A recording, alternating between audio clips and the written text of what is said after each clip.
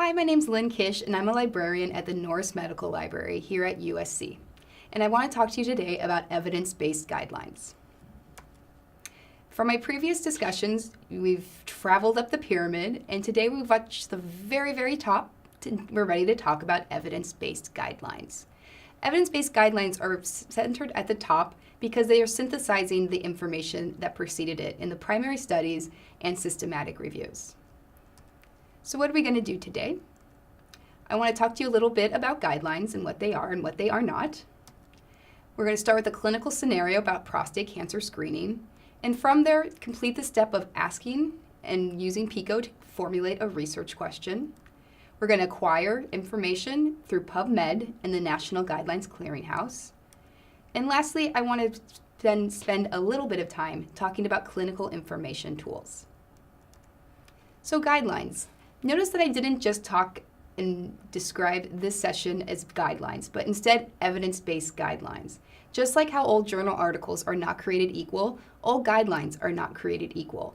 The best ones will be based on the best available evidence and not on the reputation of an individual, the reputation of an organization, or in a bad scenario, on the financial support of an industry. So again, evidence-based guidelines will include the research and evidence, clinical expertise, as well as patient values. So let's remember how to formulate a research question using PICO. You'll remember that it's going to involve the patient, the intervention, the comparison if there is any, and your outcome. So here's our clinical scenario. Your patient is a 50-year-old African-American chief executive officer for a Los Angeles company who's presenting for his executive physical. His friend was recently diagnosed with prostate cancer, and he wants to know if he should have a digital rectal examination and/or PSA. How would you respond? I'll tell you how you'll respond, with the evidence. But let's start with PICO. So who is my patient? My patient is a 50-year-old African-American man. My intervention will be a digital rectal exam or PSA. My comparison would be no screening. And lastly, my desired outcome would be decreased morbidity and mortality related to prostate cancer. So let's go into PubMed, and I'm going to show you how to find guidelines using the article type filter. So to get to PubMed quickly from the Norris Medical Library homepage, you can use the quick links. It's alphabetical, and here's PubMed. So I'm going to start doing a mesh search. And let's look up prostate cancer. Now, mesh doesn't say prostate cancer, but instead calls it prostatic neoplasms. Here I have my list of subheadings, my entry terms, and again this hierarchy. And I want to make sure, do I want to go more specific or do I want to go more broad? I think I'm just right with this mesh term.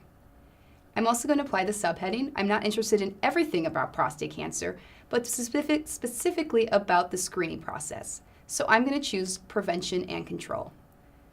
I'm going to add it to my search builder and hit search PubMed. So here are my results. I have about 3,500. And if I want to look just at guidelines, I can go over here on the left in the filters and choose more. And on the list is guideline. I'll click show, click on guideline, and now I have 17 results. I see one from a guideline from the American College of Physicians, one from the American Cancer Society, and some more. If I wanted to access these, I'll be able to click on them, review the abstract, and click the Find It at USC button. Most guidelines are published in a journal, and that's why they're showing up here in PubMed. You can see now I'm able to browse the journal and find the article and guideline that I'm looking for. And that's the quickest way to look for guidelines on PubMed. Now, as great as PubMed is, I also think a great resource is the National Guidelines Clearinghouse. While PubMed linked me to the guidelines and told me the guidelines that existed, it didn't give me much information about the guidelines specifically. And that's the kind of information you can find on the National Guidelines Clearinghouse. It'll tell me the organization that published it, the process they went through to create it, the evidence they used, and any financial disclosures that anyone on the group needed to state. And lastly, there's a comparison feature, so I can compare different guidelines side by side. So let's go back to the Norris Medical Library homepage. And you'll find the National Guideline Clearinghouse on your student guide. So I'll click Students, Medicine, Year 2. And I have it under EBM, under Acquire and Access. And here it is listed under Summaries, National Guidelines Clearinghouse. Now, because this isn't nearly as expansive as PubMed, I find the keyword basic search sufficient for searching. So let's just do prostate cancer screening. Here we go. Now I have 77 results for prostate cancer screening.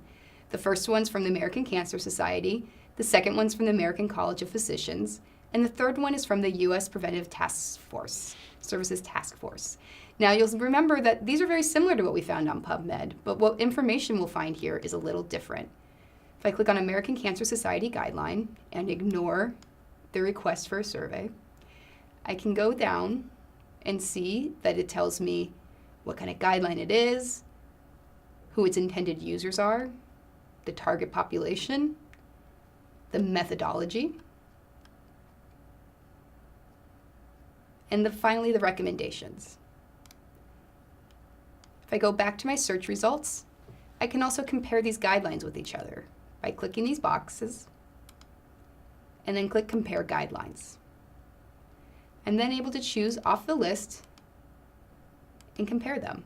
And it's really nice because it'll put them side by side. Here's American Cancer Society, and here's the American College of Physicians. It'll tell me the date it was released or revised, how it was adapted, the organization, sources of funding, the authors. And it really allows you to compare them, contrast them, and decide which guideline is going to be best for you and your patient, and decide which one is based on the best available evidence. So that's National Guidelines Clearinghouse. So what about clinical information tools? And when I say clinical information tools, I'm referring to things like UpToDate and ACP Smart Medicine. And a frequent question I get is, are these evidence-based medicine resources? You'll notice that clinical information tools was not even mentioned on the evidence-based pyramid that I reference quite often. And I do want to specify that the answer to this question does vary from clinician to faculty, from person to person. So it is an opinion of mine and not a fact. I just want to make that very clear. But I say that this is not an evidence-based medicine resource because it doesn't provide the transparency and methodology that something like a systematic review or an evidence-based guideline does provide.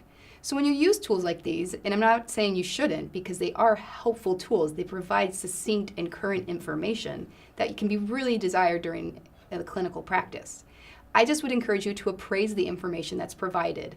Check the evidence rating. That's a feature of ACP Smart Medicine. It gives a grade, level A through D, for every recommendation that it makes. You can also make sure to follow the links to the evidence they're citing. That's what's great about both these tools, is they'll tell you what evidence is the basis for their recommendations. And lastly, since they provide the author name, you do have the option to do a web search for the authors and see who they're affiliated with and if there's any disclosure information they should be including. Because disclosure information is important, I wanted to mention a recent article from the Journal of Medical Ethics that came out in the beginning of February 2014. And it basically what it did is that it compared Dynamed with UpToDate. It pulled up the articles on these different topics, including fibromyalgia, erectile dysfunction, Crohn's disease, and rheumatoid arthritis, etc. And what it found was while Dynamed had no conflict of interest on all these topics, UpToDate did demonstrate a conflict of interest on all the articles. It was either the editor or the author had a financial relationship with a company whose drug was mentioned in the article. And this is what I'm saying is that use these tools, but use caution and use your judgment, because you're not just going to be a mouthpiece echoing what guidelines or clinical information tools tell you to do. You're going to be a practicing, acting, thoughtful physician that considers the evidence available. So just to recap what we've done, you listened to me talk a little bit about guidelines. We worked through a clinical scenario about prostate cancer screening. We developed a PICO-based question. We searched PubMed in the National Guidelines Clearinghouse. And we discussed the role of clinical information tools in modern-day practice. There's no questions. So I just want to thank you for your time, and I hope that you've learned from all these modules that I provided. If you have any questions, please don't hesitate to contact me. My email is kish, KYSH, @usc.edu. Thanks again.